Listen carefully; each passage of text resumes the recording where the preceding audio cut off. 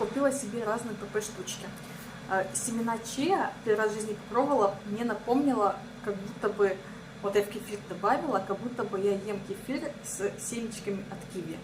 Кому еще напоминает семена чиа и семечки от киви. Потом псилиум купила тоже, первый раз в жизни попробовала. Мне понравилась. Интересная структура получается, а вкус он безвкусный. И купила первый раз в жизни попробовать урбеч. Расторопша и урбеч. Что такое, даже не знаю. А кунжут, белый кунжут. Сейчас буду пробовать. Честно говоря, мне страшно. Вообще боюсь что-то новое пробовать.